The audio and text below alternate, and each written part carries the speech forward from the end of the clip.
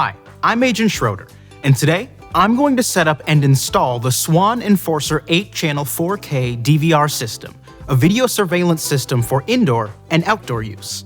Here's what you'll need: the Swann Enforcer 8-channel 4K DVR system, a TV or monitor with an HDMI input. I'll be using this LG 27-inch Ultra Gear monitor.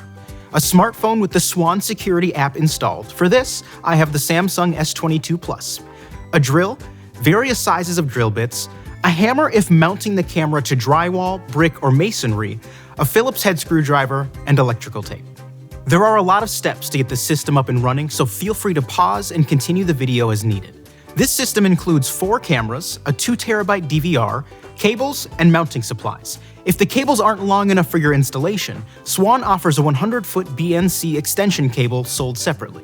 Before running any cables and mounting of the cameras, it's best to get the DVR set up and the cameras connected to verify everything's working.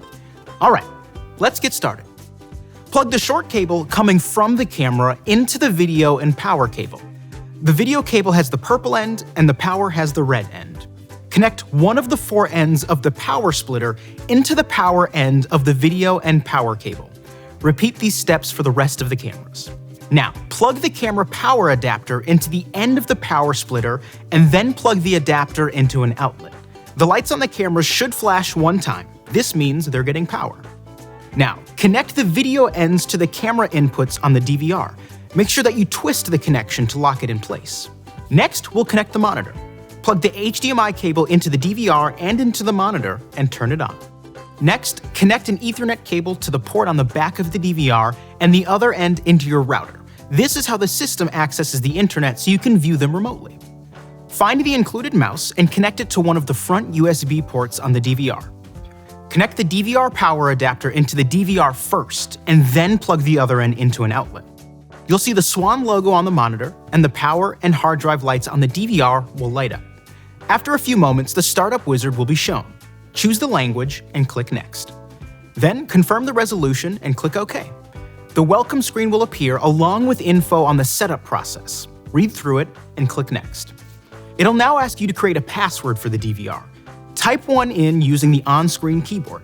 It has to be at least 6 characters long with a mixture of letters and numbers. If you need help creating one, we have a video that might help. There's a link in the notes below. After typing in a password, enter an email address, which will be used for alerts and reset codes in case you forget your password. Then, click Next. Confirm the language and the video format. Since I'm in the US, I'll keep NTSC intact. Then, choose a resolution that's compatible with your TV or monitor. Select the time zone along with your preferred date and time format. Type a name for your DVR or leave the default, which is what I'll do.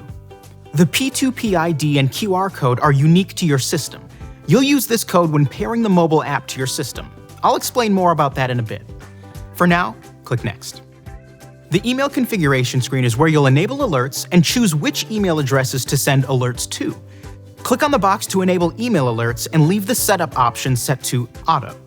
In the sender box, type a name you would like displayed as the sender on email alerts. I'm going to leave the default name.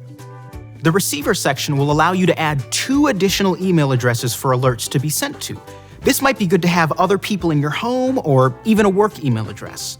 You can use the test email button to send an email to the addresses that are listed to verify functionality. Then, click Next. This screen is all about syncing the clock. Click the Update Now button to sync it. Then, click OK, and then Next. This setting accounts for daylight saving time. Go ahead and adjust based on your area and click on Finish and then OK. The system will then check for any firmware updates and install them. When it's done, click OK. Okay, now we're at the fun stuff. You should be able to see your video feeds. Make sure that you're getting a feed from each camera. If you can, you're in good shape. Before disconnecting everything to install the cameras, let's get the Swann app installed and set up on your phone. Open the Swann app and sign up for an account or sign in with an existing one. After signing in, tap on Pair Device and then tap on Start. Scan the QR code for your DVR system. This can be the sticker on top of the DVR or the one under the main menu, System, and Information screen. Once scanned, type a device name or tap on one of the included locations. I'll type the Lab DVR, then tap Next.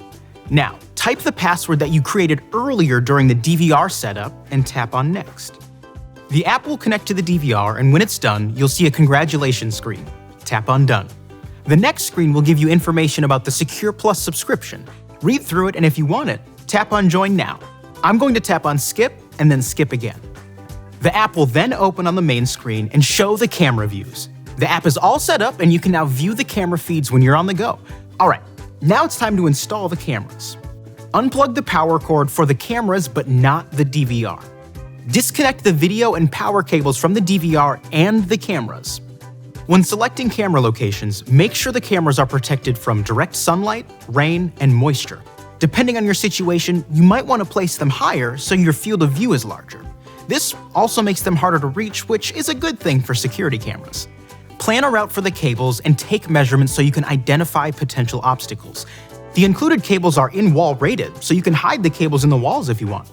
Once you've figured out the path for the cables, route the cables to the locations, making sure that the cables will reach back to the DVR location. To mount a camera to drywall, use a stud finder to see if there will be a stud in the location. Then, hold the camera up to the wall as a template to mark the holes. When mounting a camera to drywall without a stud, brick, or masonry, use a 3/16 bit to drill 3 pilot holes for the anchors to go into. If you'll be mounting to wood or studs, use a slightly smaller bit. The screws will go directly into the holes without the use of anchors. One tip when choosing your drill bit is to hold the actual screw up next to it. Pick one that allows you to see the threads, like this. If you're not seeing any threads, try a smaller bit. If necessary, gently hammer the anchors into the pilot holes. Then align the holes on the base of the camera with the pilot holes and secure the camera to the surface with the included screws. Next, reconnect the video and power cable to the camera. For a bit of extra protection and to help prevent accidental disconnection, wrap the connection points with electrical tape. Repeat the mounting steps for each camera location. Back at the DVR location, connect the video cables back to the DVR and connect the power connections to the power splitter. Once all the connections have been made, plug the power supply for the cameras into an available outlet. Verify all the camera feeds can be seen on the monitor and in the app. Next, you'll need to adjust the camera positioning. With a Phillips screwdriver, loosen the various adjustment points on the camera and point it toward the area you want to be able to monitor. Use the app on your phone to verify that the camera feed is displaying the intended location. Once you have the camera in the right position, tighten the screws. You'll need to do this for each camera. And there you go. The Swann surveillance system is up and running, and you can view the camera feeds from a TV or monitor in the location they're installed at and on a smartphone when you're on the go.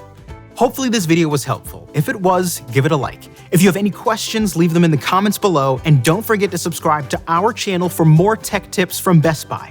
Thanks for watching.